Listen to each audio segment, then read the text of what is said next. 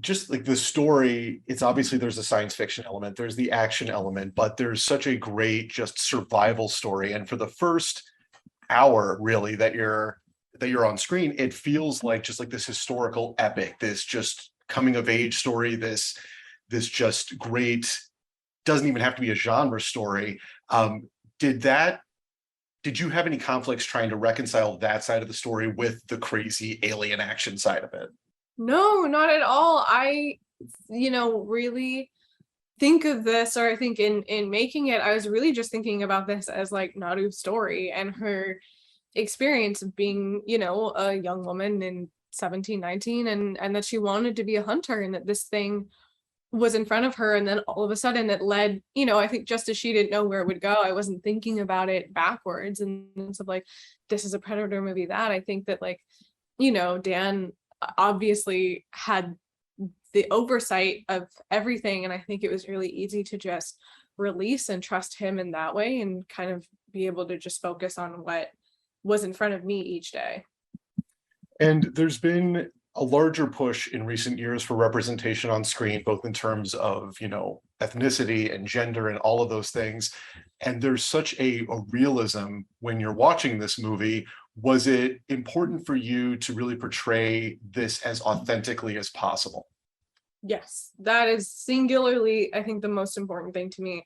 Anytime there is a native specific role, that impact, I think the impact that can be had, whether things are represented correctly or incorrectly, is huge. And that to me is the most important thing, and the greatest thing that we've accomplished in this movie. Like, of course, I think it's a great Predator film, and it's very exciting, and the action is really cool, but also I'm really proud of the representation element, having Jane Myers, our producer. She's an enrolled member of the Comanche Nation, and she was there every day making sure that, things were accurate and real, and to get the opportunity to portray Comanche people, who are incredible warriors and hunters.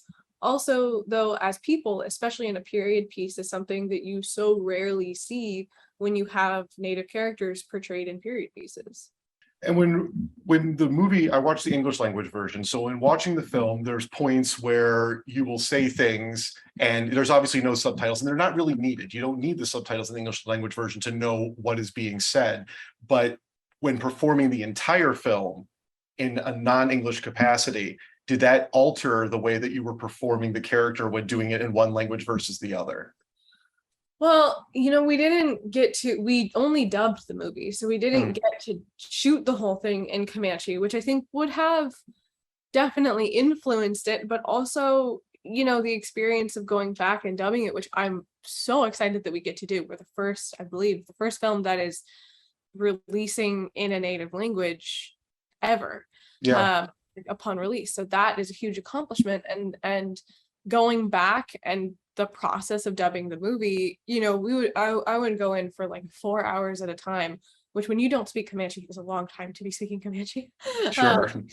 And like, it's not my language. I'm familiar with my language, but they're not the same. So going in and kind of like going through, and we worked with Comanche language speakers who their whole, everything they do with their lives is to preserve their language. So going through and going like, okay, because even their sentence structure is different, and the grammar. So going like, okay, how do you say this? And what does that mean? And the emphasis here, and then having to like react the entire movie in a matter of, a week versus, or like, a week culminated, versus shooting the whole movie every single day for like 5 months. It was a very jarring experience, because it was like, had all that time to explore it, and then went back and had all these new challenges on top of doing it so compact. So it was very, I feel fortunate to have experienced that, because that feels like a very rare experience. And I think that looking at all the films that are in the series, obviously everybody knows now that this is the latest chapter in the Predator franchise. Does it feel weird to you that people are now going to be mentioning your name in line with Arnold Schwarzenegger? This guy? Yeah, there he is. Never. And actually gave this to me as a gift. I'm Alan Dutch in the Met, the first day of shooting, and I take him with me to places.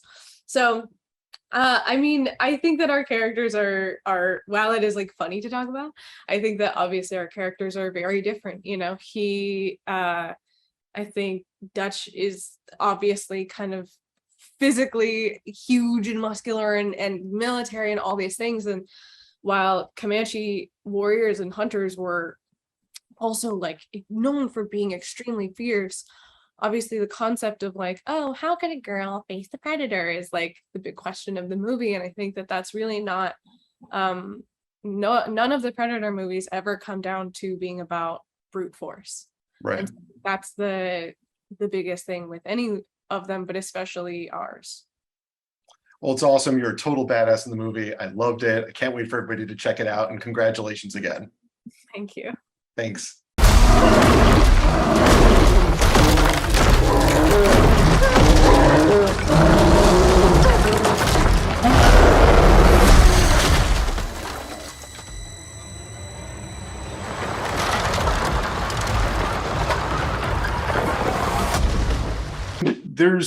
Since the dawn of film, there's been portrayals of Indigenous people on screen in various capacities of how realistic, how stereotypical it's been.